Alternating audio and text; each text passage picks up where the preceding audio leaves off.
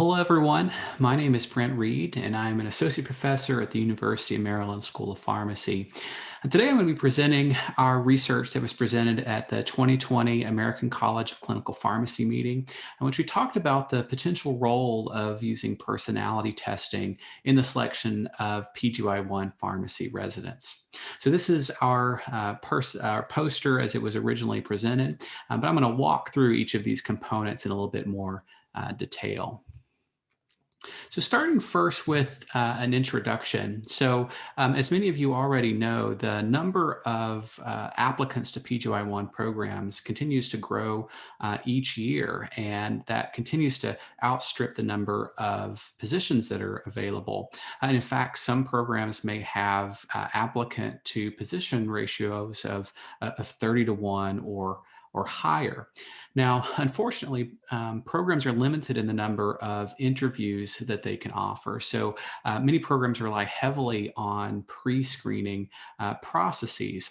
Now, candidate screening, unfortunately, relies on limited information, things like transcripts, GPA, biographical data, like information you might be able to pull from a CV or letters of reference. And unfortunately, there's not much that you can tell about an applicant from just those data alone.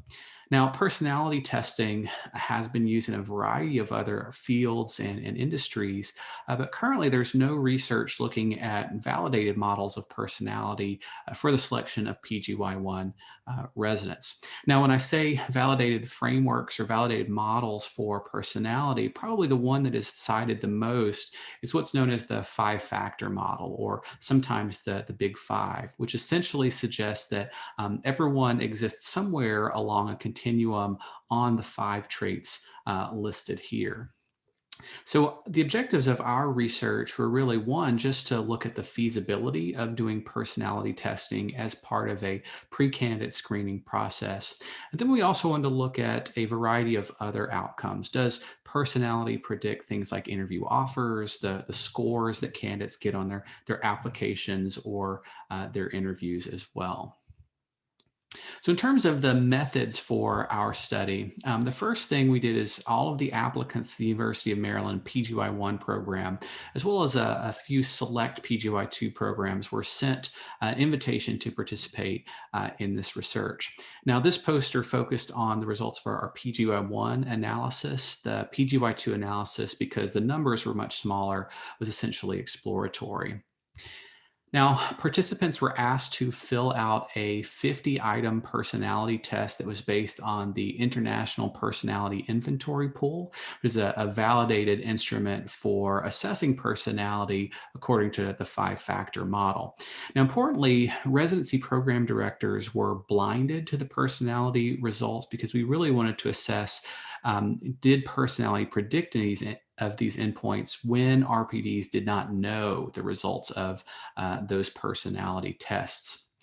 Now, after the match process was over, we unblinded those results and looked at whether personality testing, or the actual results that people got on the personality test, predicted a variety of endpoints such as screening scores, interview scores, and rank and match outcomes. Now, the primary endpoint that we were interested in for this study was the likelihood or the odds of getting an interview offer. And we assessed that using logistic regression.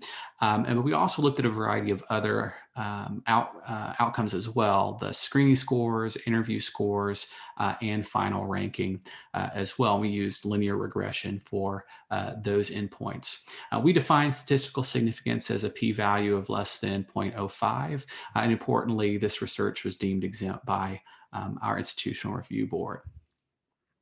Now, in terms of our study results, 137 PGY1 applicants, so just under 70% actually voluntarily participated in this study, and 56 PGY2 applicants, so a little over half of the applicants to our PGY2 programs participated. So we got a high number of participation voluntarily as part of the study. And importantly, it only took candidates about 7 minutes to complete this personality assessment. So not a huge additional burden to complete as part of a pre-screening process.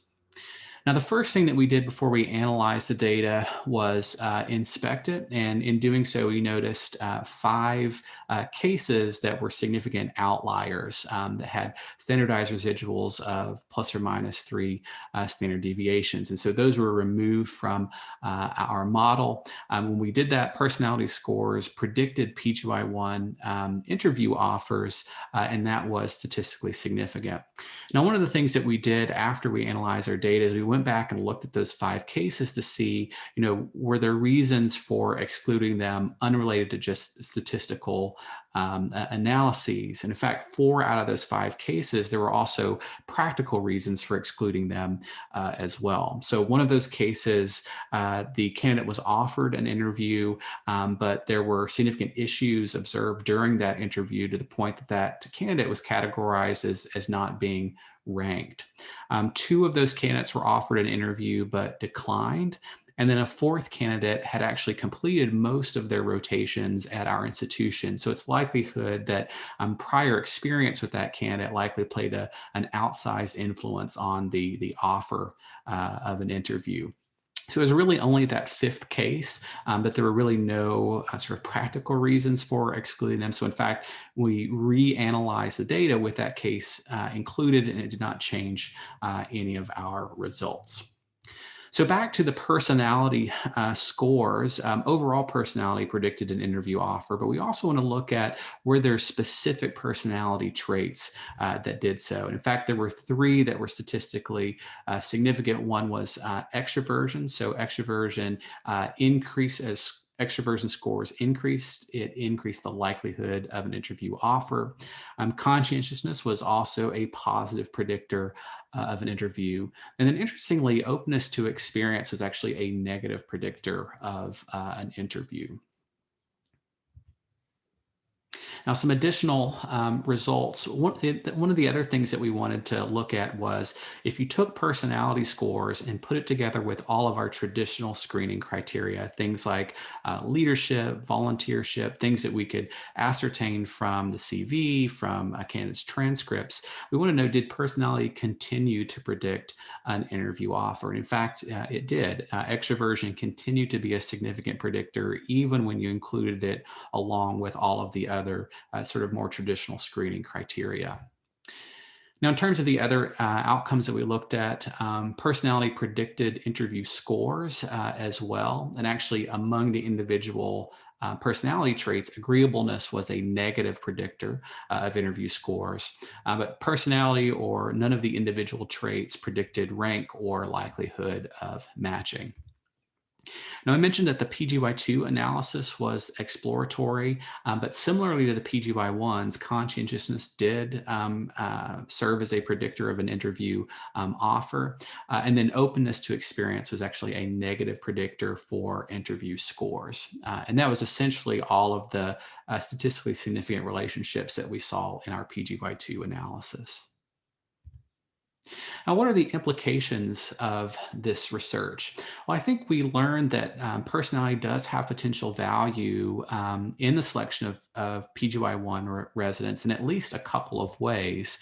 So one, personality testing could be used alongside some of the traditional screening criteria that are used by programs, but probably the area where personality testing may be the most helpful would be as a pre-screening to determine which candidates require a more detailed review of things like biographical data, letters of reference, et cetera. And so we wanted to provide an example of what that might look like using our applicant pool. So you can see here, here's a table looking at conscientiousness specifically, and had you set specific percentile thresholds, how many candidates would have been excluded, and then how many of our people who eventually got offered interviews would have been excluded.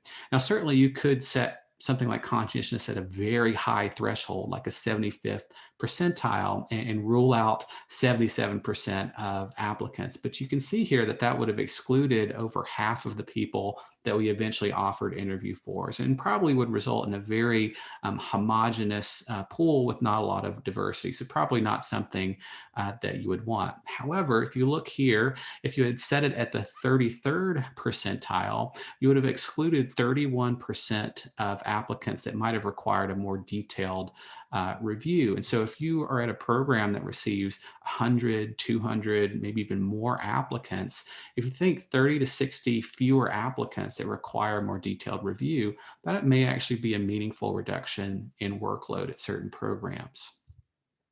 So overall, I think our study illustrates the potential value of using personality as an assessment tool or as evaluation tool in the selection of postgraduate year one pharmacy residents. One thing that we are not trying to suggest here is that the specific traits that we looked at should be used by all programs. And in fact, program directors should really decide what are the personality traits that are important to us, and then what are the specific thresholds at which those personality traits become important. But nonetheless, I think we demonstrated this is feasible to do and maybe has some predictive value as well.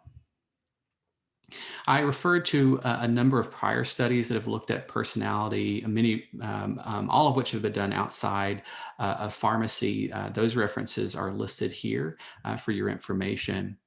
And then, of course, I want to take a few moments to recognize all of the collaborators who are involved in the study. I think it really represented a partnership between the University of Maryland School of Pharmacy and the University of Maryland Medical Center.